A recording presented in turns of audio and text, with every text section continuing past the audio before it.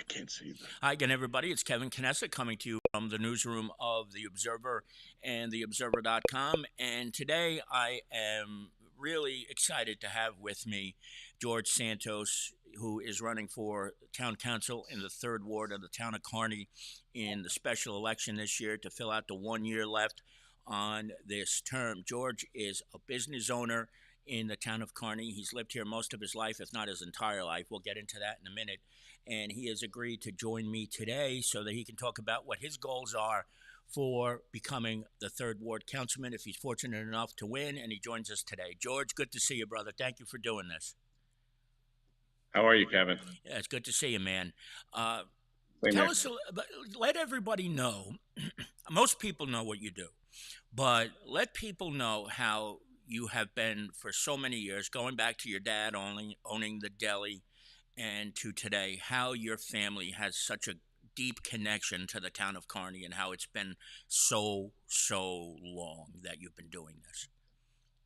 Well, when my grandfather arrived in the United States in '67, he settled temporarily in Belleville, right across the river. A few years later, '69, bring in my dad, followed by my grandma and the 2 sisters. And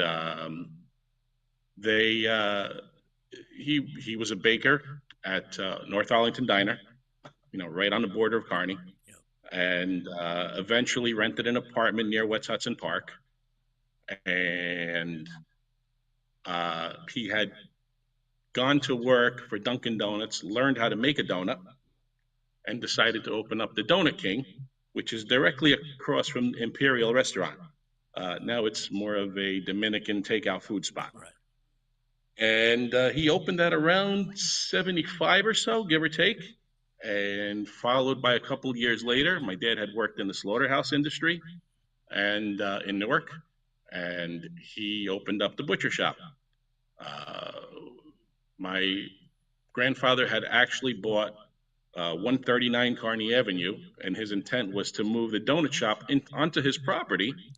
But he had such a good deal on the rent that he said, I'm just going to leave it. And he actually rented the store to my father, and the butcher shop started at 139. Right. And when Blimpies went out, my dad took the opportunity and bought that building and moved the store over there, made it a little bit bigger. Right. And, I'm just rooted in Kearney. I mean, when my parents had a home in Harrison, I only went there to sleep. All my friends were from Kearney. Right. Yeah. 89, we bought a house on Park Place. I was 14 years old or so. Stayed there till I got married. Moved to Bergen Avenue. Stayed there for a year, saved up some money, bought a 2-family house in Harrison. But I only lived there for a handful of years until 18 years ago, buying my house on Morgan Place. And, my dad has moved away. My brother has moved away. And Kearney is still deep in my soul. I says I just can't give it up. Right. I says I just like it. And then you and your brother got into business together, and you own several laundromats, right? Tell us how that happened. Well, it's actually really funny how it started. It actually started on a bet, and my dad opened up one knowing nothing about it, and it did really well. That was 1988, 89. I won't get into the specifics, but somebody owed him rent. He asked him to leave. He left. And my dad just took a chance, and it worked out. And he liked it. 2 years later, he opened up 336 Kearney Avenue. You've been there. Yep. And he just liked it. And eventually, after opening up one more, he sold the butcher shop. And it's changed hands 2 or 3 times now. It's still there, still operating. And the writing was on the wall. I said, after he opened up a few more, and my brother bought a handful in Central Jersey, and this is pretty much what it is. It's what we're going to do to the very end. We're very well rooted in this thing. And how many do you have now? With my brother, we got 7 now. 7. Are they all in Kearney, or are there others that are in other towns too? 4 in Kearney, 1 in the Ironbound, and my brother has 2 in Central Jersey, Bound Brook, New Jersey. One of the things So, I've always admired about you is what you and Danny do and don't necessarily brag about on a regular basis. And that is with the uniform exchange, it's donating for school supplies and things of that nature. And people need to know that. So, what made you and your brother decide to be so into being philanthropists where you give back to the community? well, this community has given me and my family so much. And there comes a point where you have to say to yourself, what could I do? And what could I do that, I mean, it's really no impact on my life. And I'm helping so many people for so little. And what happened was I had a police officer, fine gentleman, reached out to me, and he had connected with another great town employee that we all know and love, and they were actually looking to get a discount to wash these uniforms. Um, should I mention names? Is that Mina? You could mention names. Sure. So Mina reached out, and he says, "Listen, my union and the firemen's union, they would like to you know pay for this and help this girl out because she's struggling doing this thing in her house, Yeah, and nobody should be doing that volume in the house machine. It just can't be done. It really can't." yeah, And I says, "All right, well, let's meet with her. Let's see what it entails, and let's see what we can come up with." But yeah, definitely, I think we could definitely do something here.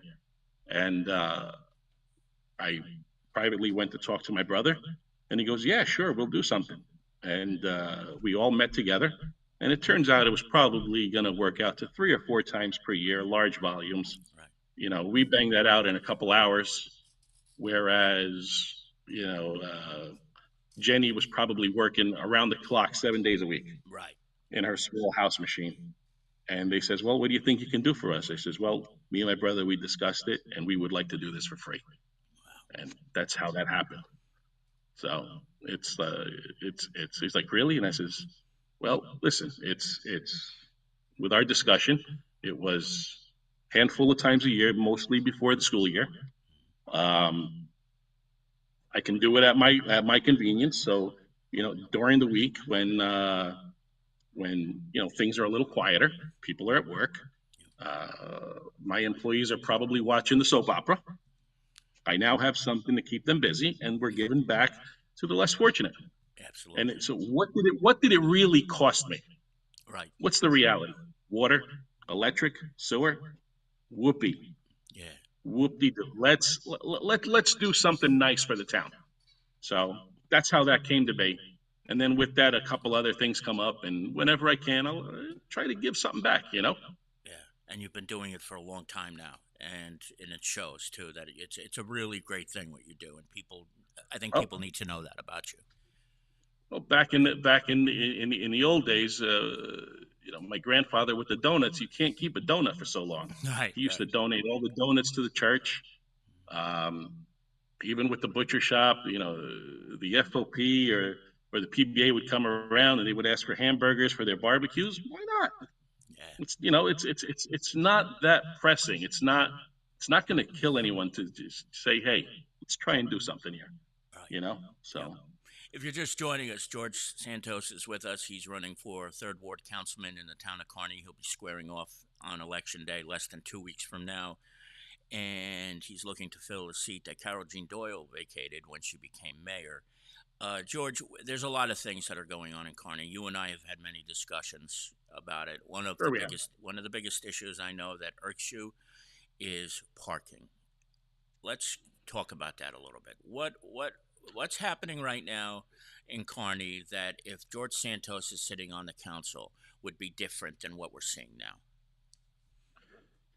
So parking has a lot of different parts. Different areas of town are affected differently. Where I live, it's not terrible.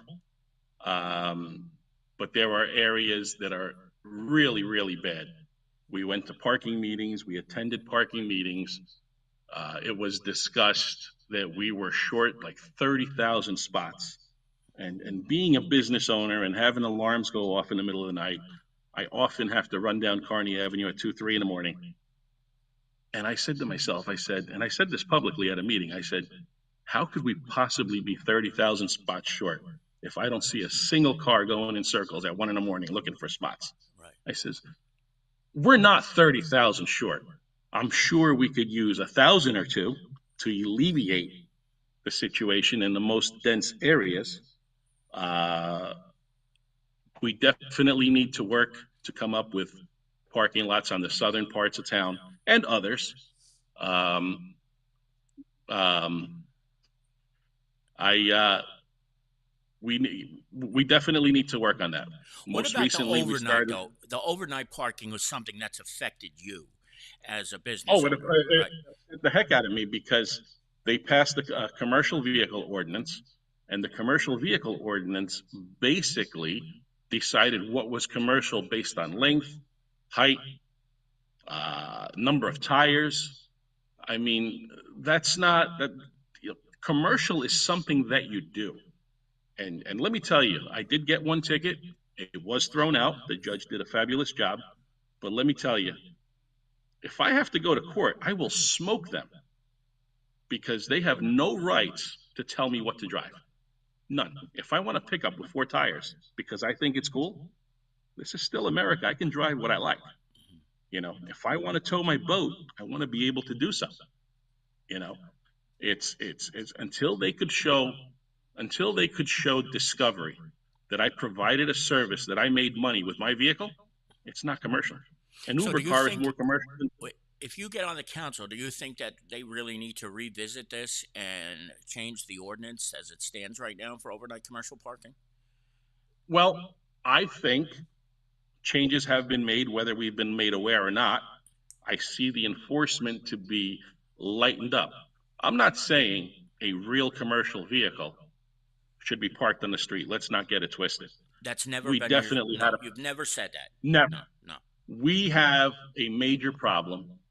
And most recently, I was made aware on one of the Carney pages that one or more people have figured out a way to show up at a certain time, and there's like a dozen commercial vans taking up the high school parking lot. I mean, really commercial, racks, ladders, everything. I was pretty blown away because those are spots that went to people in those immediate neighborhoods. So we need to come up with a better solution than just shifting the problem from one side to the other, because now those residents lost those spots. I mean, you Yeah, had to see it, Kevin. I don't know if you saw it, but I didn't. No. if, if there wasn't 10 or 12 vans with racks, ladders, livery, and whatever else, it was nothing. So, what we need a more of a common sense approach to when we write these ordinances. I think we're lacking in common sense a Yeah. little bit there. So is that something So you'd like to maybe, let's say you win the election, you take office the next day, you would like to maybe be on the committee with the ordinances so that you could have some more input on something like this. I would love to. I would love to be involved in anything that can directly help my residents, not just the third ward, because let's say I cast a vote on an ordinance. I'm affecting the town as a whole, Right. not just my side. So we have to really, really consider the town as a whole. No, it's not a one-sided thing, you know. Let's go a little further on what you just said. You said when you make these decisions, you're going to affect the town as a whole. And you and I both know that what we see in the town council right now is almost unprecedented. At least it hasn't been this way in almost 30 years, where warring Democrats can't seem to get along. You're a Republican, although the party is not always a bigger issue in local elections. However, you're going to be, if you win, you will be one and the only Republican on the council. There will be 8 other Democrats, half of which can't get along with the other side. What does George Santos think of what's happening, first of all? And what will you do, or what will you attempt to do, to try to rectify the nonsense that happens on a daily basis with this council? Well, it's very depressing to see what's going on. It's very depressing to see a Democrat go against a Democrat. I mean, they went against Carol Jean. They made her run off the line. Allegedly, Carol Jean made De Silva run off not off the line because there was no line, but it's just all kinds of games going on, and those games need to stop. Um, I want to be the guy that tries to bring these people together. You know, let's try to get things done. I'm not saying it's going to be easy. Being a single fish is not. It's not an easy task, and I'm asking for 1 year. I have 1 year to try to make a difference, and then I'll have to do this all over again next year Right. to try to continue. It's not going to be an easy task. Well, I know that, but I how want are to you be. going to do it though? Like, what could you possibly do? You have been somebody who has built bridges over the years with your businesses. You've pulled people together for projects, for donations. Well, how do you think you could affect that with the council? Talk to them. Talk to all of them. Work with them. Say, listen, you're looking at things this way. You're looking at things this way. Well, what about this idea? Can we come to a common ground and do what's right for the town? Do you think that's not happening now? Tough The town. question. It is a tough question. It is so divided right now. Right. It is very divided. Um, you know, there's a part of me that's wondering. Next year we're going to have 3 or 4 Democrats coming up for reelection. Are we going to kick them to the curb? And are we going to select 3 random people to run on the line with whoever else may be on the line? That's not the way to do it. You know, uh, No, there's probably going to be multiple primaries in 2025, and if it's not rectified by then, 2026 again. So you may actually see 10 Democrats running, because don't forget there's 4 council seats and there's a mayor seat, and then if you win, who knows what will happen there either. You never know, and there could always be an independent candidate. So where this goes and what happens in the next couple of months will probably weigh squarely a lot on your shoulders if you win. And that's a lot to ask of somebody who's number one new and who didn't ask for any of this, right? So, like, what? It's got to be kind of like confounding when you think about all of the things that are going on. I say that again, Kevin. It's I hard got to. sitting. You see all this happening. I mean, I mean, it cannot. It's not going to be an easy task if you win. So, like, No. well, why? You're making a decision now to run, and if you win, why? Why would you want to be a part of this where everybody seems to hate each Well, other and not get along? so it goes back to what I said earlier. I really don't need this job. I I don't need the headaches, but I love my town, and I want to do this for my town. I want to do this for my community. I want to bring a fresh set of eyes, a fresh set of ears, a fresh set of opinions to try and make a difference. And let me tell you why is a really crazy question. I even got that from some of my closest families. Yeah. Why do this? It's it's borderline crazy to try to do this, but somebody needs to do it. Right. And I've always believed in a government run by the people for the people. I'm not your polished career politician. I don't need to do this for forever. Uh, I just want to do my part for my town. That's it.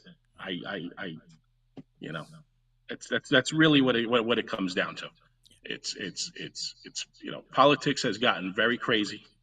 It has gotten to the point where people are willing to kill someone figuratively, not literally. Well, sometimes Do literally. anything. I mean, it's gotten to a point where to hold on to that power, I mean, people will go to any length. I mean, and that's just a terrible way to be. It is. It's like, I mean, what? That's not what our founding forefathers had in mind. You were supposed to come in, you're supposed to do your thing for us, a term or two, or maybe three, even depending on the situation and the office, and go on and run your life, Right. and let the next guy do it. Right. And The first person to ever do that was 30, George 40, Washington. 50, and with no guidance, he did 2 terms and gone. Yeah. On to the next. I mean, and that's what makes this country what it is. You know, we need to, you know, you know, career politicians. It's not good. No.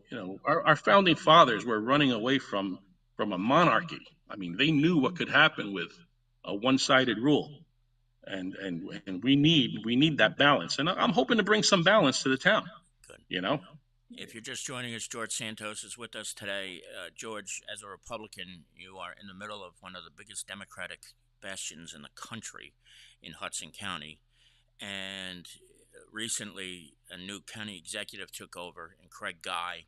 Craig has done a lot of things in Kearney, where he has brought services to the town 3 days a week. He's made visits here, went to the senior center, and things like that.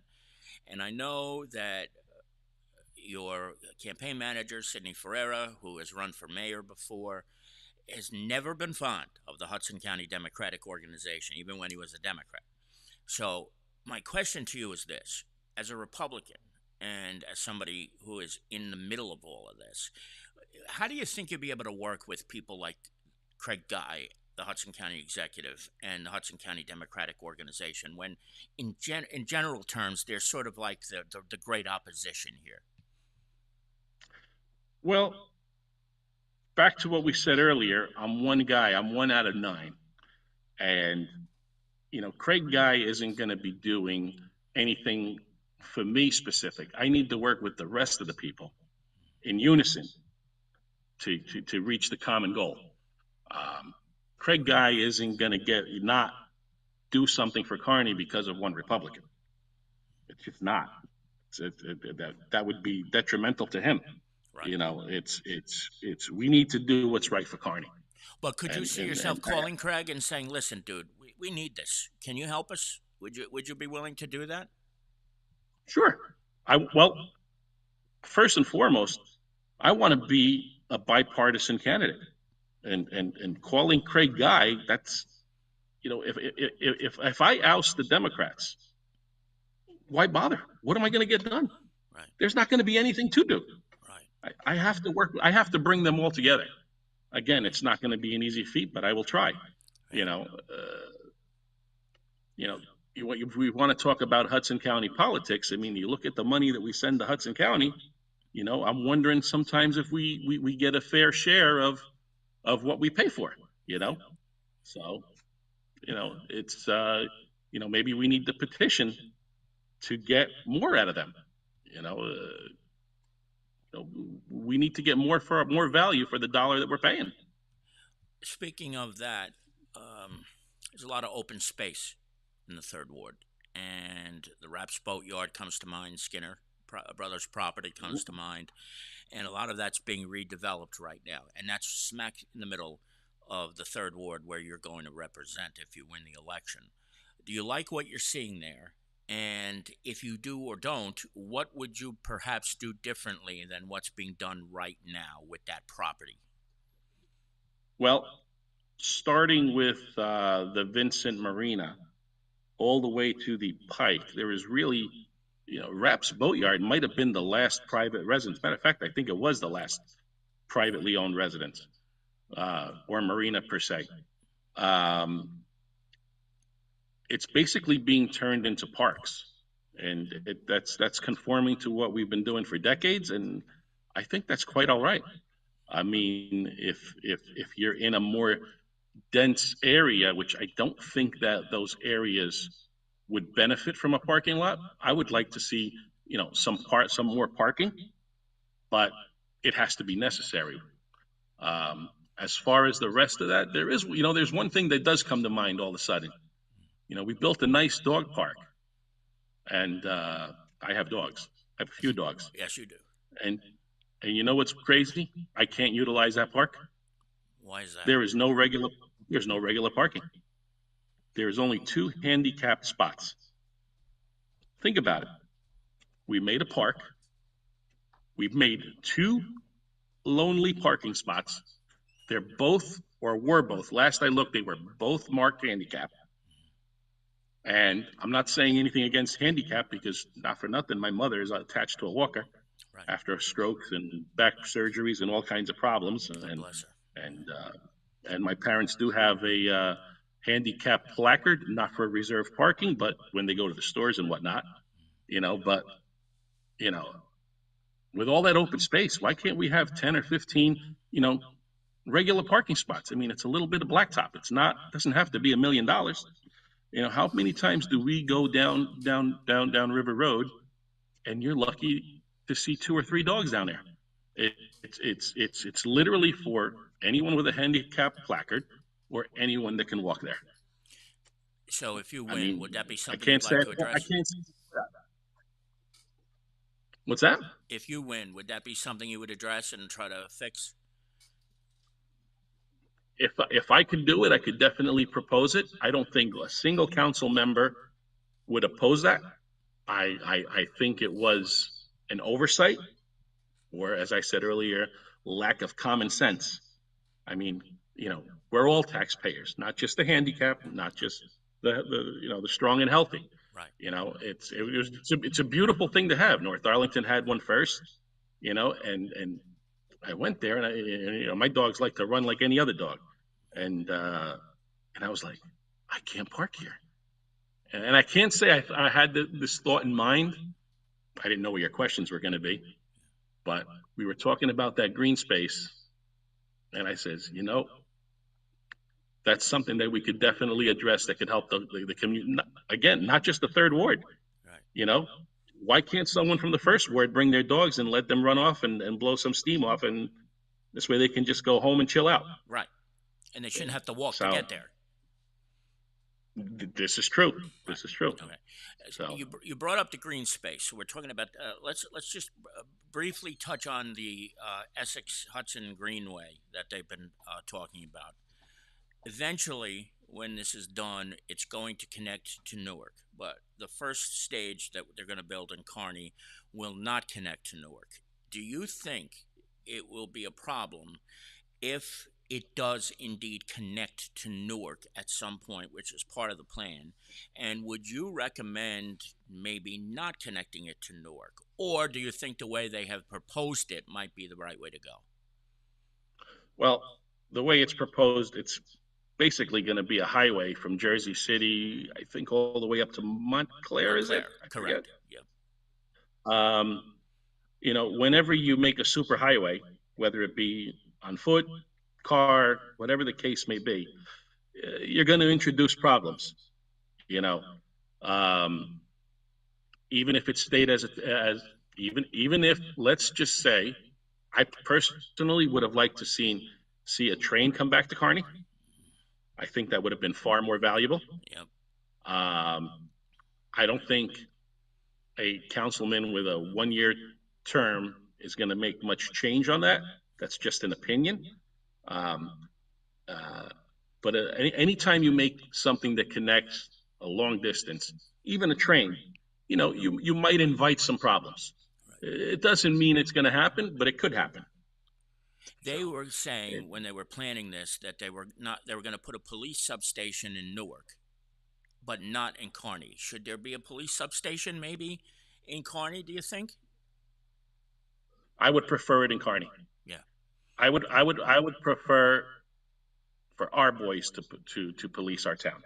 Right. I wouldn't want to. I wouldn't want to depend on someone else. No. I think our boys can do a better job. If you're just joining us, George Santos is with us today. He, of course, is running for 3rd Ward Councilman in the town of Kearney. That's the special election. It's a 1 year term. So if he wins, he's going to have to do this all over again next year.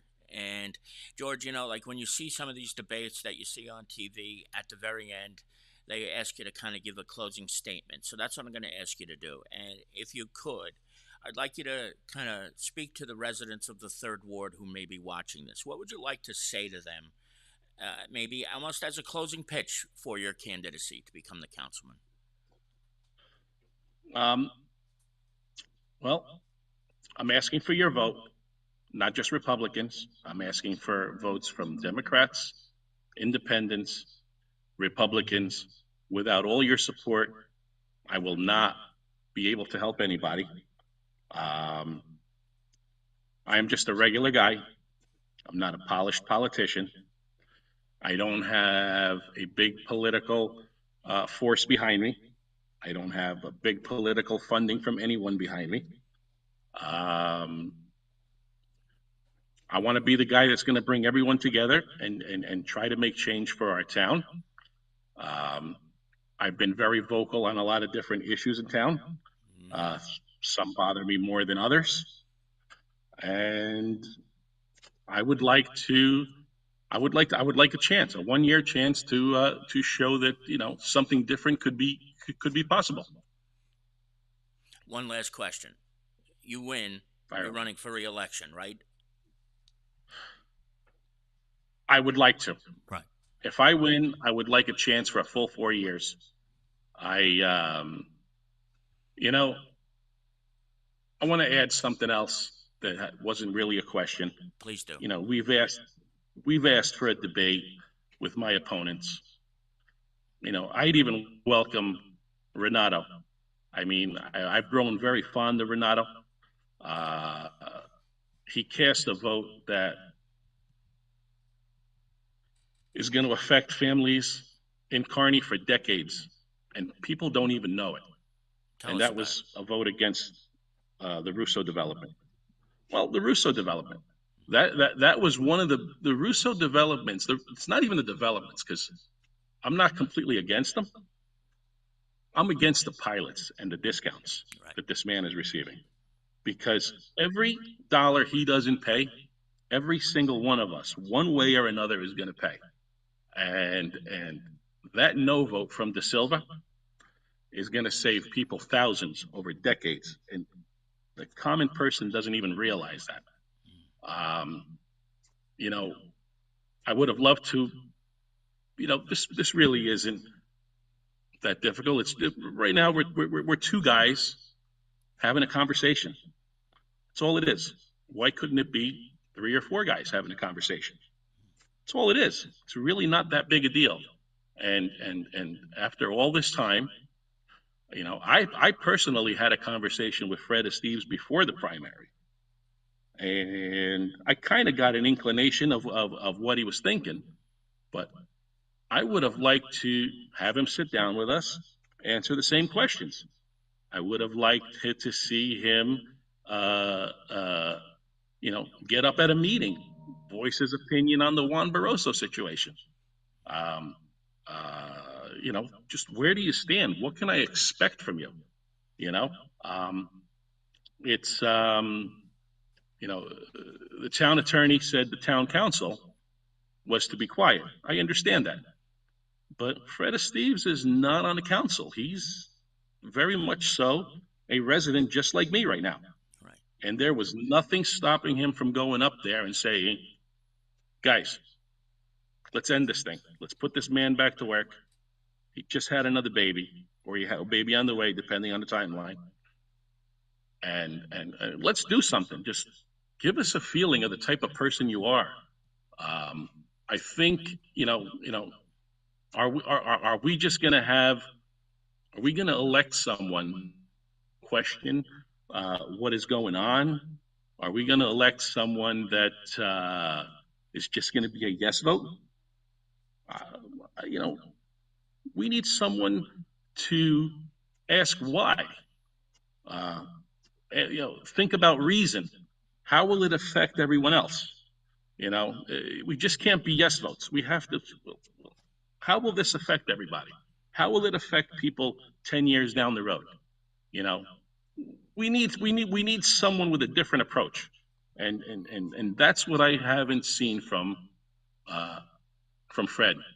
Um, I definitely know where De Silva stands, and and like I said, we've become friends over time, and and I would like I'd like that opportunity to try to be a voice of reason, a voice to unify the the council and work with everybody in any way that I can. And I just I don't know. I never thought, if you had asked me 5 years ago if I would do this, I would have thought you were nuts. Yeah. I you know it's listen. I'm asking all voters in town to give me a chance to do something different. My phone number is very public. I'm a person that will take a personal phone will take a phone call almost anytime. Um, if I don't do the right job, kick me out next year. I'll leave quietly. Yeah. That's It's it. not. This is not a career for me. This is not something that I have to do. This is something that I want to do from the bottom of my heart. And you know what? This might be a little out there, but recently I put up a post online about something that was going on, and it was about the yield to pedestrian traffic stop, and it was something along the lines of, you know, people, you might want to obey the law, you might want to Right. stop, You've been warned. you know, yeah, something like that. Maybe I didn't use the right words because a lot of times when I do and say things, I like to be funny. You know, PSA. Who needs to say PSA? But I find a little bit of comedy in that sort of thing. Yeah. And and I was accused of doing it for political gain, Oh and God. I was like, Yeah. wow. I says, I don't need gain. And you know what? I have thought about this for quite some time, and I'm going to do this on the Observer Live. If I win, the salary that comes with this is nominal at best. Right. To show people that I don't want political gain, I don't want a career, I don't want to. I just want to be someone different that gives back to the community. I am going to do something that I haven't told. I don't even think I told Sid yet. I don't. I've been very quiet about it, but if I win, I will donate my entire salary to a few good causes in town. That's I nice. have a That's couple in very mind. nice. Yeah. It's just it's only like 6 grand. Right. You're not making anybody Six. rich, but you're still not taking it. I'm not going to take it. I have a couple organizations that I love. Some of them, and I'm not going to go all one-sided, but maybe I'll pick a few others, 2 or 3 different things, and a little bit of money goes a long way to to somebody who's trying to raise funds for for whatever it is that they need. I think you know I've just come to a point where I just want to give back. It's never That's been right. about me anymore. That's right. You just heard it here first. George Santos, when if he wins, will donate his salary to some charitable causes. Election day is November 5th. Polls are open from 6 a.m. until 8 p.m., where you'll be able to go out and vote for either George or the other candidates who are on the ballot or not on the ballot. George, thank you for taking the time to do this today. Wish you the best of luck, and we hope to talk to you again soon. Thank you. Thank you, Kevin.